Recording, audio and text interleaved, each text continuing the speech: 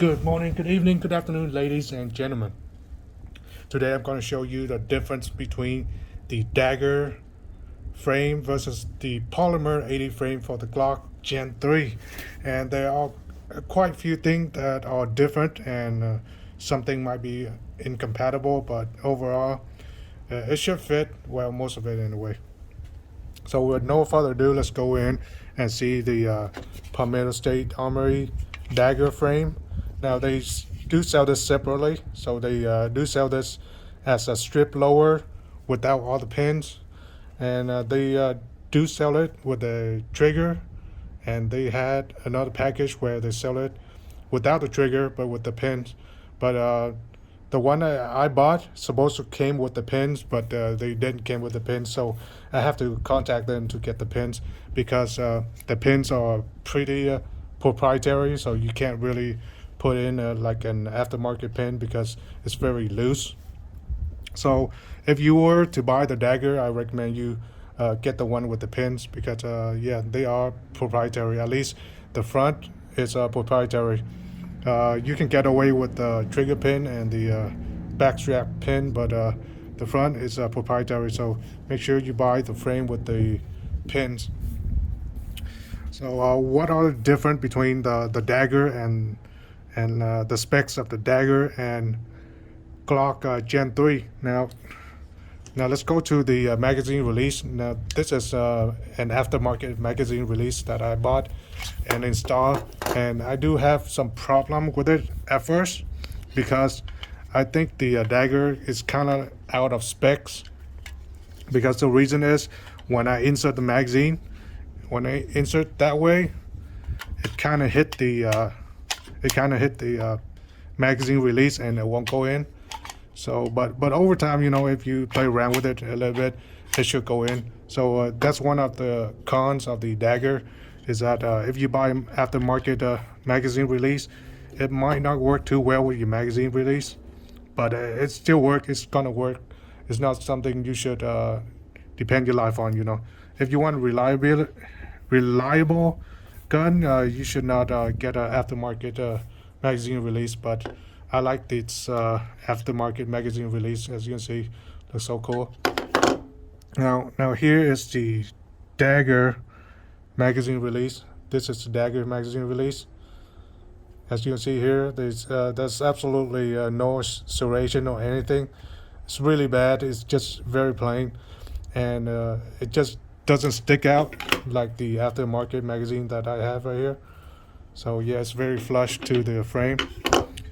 So yeah, the magazine release, and right here, I have a stock Glock Gen 3 magazine release. So you can sort of see the specification and kind of compare contrast between them. It's a little bit different, not so much, but it's a little bit different between the Dagger and the original Gen 3 Glock magazine release. So yeah, that's just one of the problem I have the Dagger. The second problem I have is that the Dagger, they coated all the parts with I don't know what kind of coat. It's black. They coated all the parts. So when you put the slide on, it's very gritty. It doesn't feel smooth like the Polymer 80, as you can see here. It's very smooth. It's stainless steel.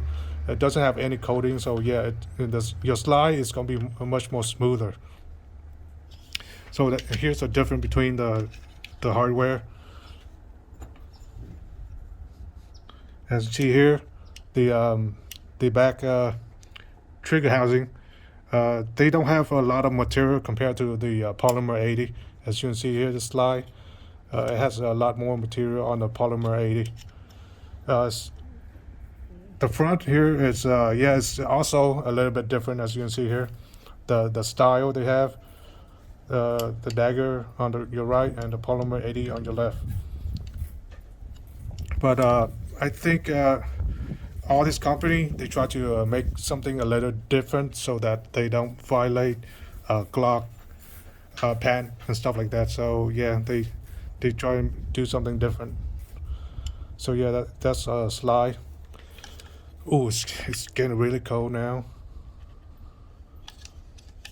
Is there anything else that's different? Oh yes, the frame. As you can see here, there's like a whole bunch of cutout on the Palmetto State Armory versus the Polymer 80. You can see the dimension and stuff like that. A little bit different, and also the magazine spring. It felt a lot different because it's not flush, as you can see here. My aftermarket magazine release is not flush to the frame, but if I were to put the Dagger magazine release, it's gonna be flush. So I don't think it's up to specs. And here you can see the trigger guard. They're pretty much same. They look a little bit different, but pretty much the same in terms of size. I think the Polymer 80 look a little bit cooler, more. I don't know. It has a coolness factor to it, but the Dagger is like it's more designed for comfort than just looking cool. But it looks pretty cool nonetheless. Now let's talk about this magazine cutout. I'm not a big fan of this cutout because there's potentially a chance for you to pinch your palm if you were to hold like this, and there's a big magazine cutout. When you put the magazine in, you might pinch your palm, which I did, sadly, because this is a compact version, so it barely my hand barely fit inside a compact version, but it's doable. So whenever you put your magazine in, be careful, otherwise you're gonna pinch yourself. As you see here, this stock Glock Gen 5 magazine has the orange follower. Yeah, so at first I was having problem with magazine going in like now. So you have to push it really hard. What happened is that this part of magazine right here, it goes right on the magazine release, and it just won't go up. So it took out some material from the magazine, and it worked. But I don't like that. I have to modify anything, but I don't like that. But it works.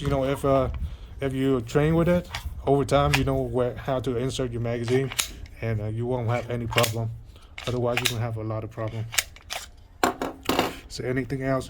Yeah, just be aware if you buy the Palmetto State Armory lower, get the pins, buy the version with the pins so that it'll fit. Because I tried to put the pin on the front here, and it just slide out. It won't stay. And on the back, it works, but it's not like really tight. And yeah. And as for the trigger pin, yeah, I think it'll work. If you have your existing Glock trigger pin, it should work. But yeah, the front does not work with your OEM pins or aftermarket pins. So, and here is how they serialize the number on the bottom. Polymer 80 versus Palmetto State Armory. Here, how they serialize the number. Now, I like the Polymer 80 rail a little bit better. As you can see, they give you more rail versus the Palmetto State Armory. They just give you one slot. So if you have a flashlight is not too compatible with it, you might have some problem. But yeah, so be aware of that problem if you decide to put flashlight or laser in it. Wow, it's getting cold out here. And of course the Dagger it only has 2 pin on the locking block, and the Polymer 80 have 3 pins, as you can see here. So I like the sleekness of the Polymer 80 better, and less pin to worry about. So that's one of the pros the Palmetto State Armory have. As far as the spring for slide release goes, it's pretty much the same. Design it a little bit, just looks a little bit different, but pretty much the same. like I said, all these companies, they have to do something that doesn't violate each other's pen. So there's a reason why it's look kind of different. But the Palm State Army, they say it's compatible with all Glock uppers. Now it does compatible with the Glock Gen 3 upper. However, if you buy the Dagger upper or the entire gun itself, some upper is not compatible with your existing Glock holster. So be aware if you have a Glock holster and you want to buy a PSA Dagger, it might not compatible with your existing holster. So that's another project. However, if you don't really care about it, you can try. I think it's in terms of grip, I like the grip better than the Polymer 80 grip because it's a little bit smaller, fit very well on my hand, and it doesn't feel cheap at all. The grip is feel very premium. Yeah, it felt much better than my Wilson Combat grip for my SIG M17. Yeah, that's all I have to say about grip. It's very nice grip. The Polymer 80, it's felt a little bit more rough because it's so square off. As you can see, the dimension of this thing is just so square off compared to the Palmetto State Armory. That's supposed to rounded corners. So for your hand, I think it's felt better than the Polymer 80. However, they don't sell this as a 80 lower, so you have to register your lower with your FFL. Otherwise, it's not gonna work.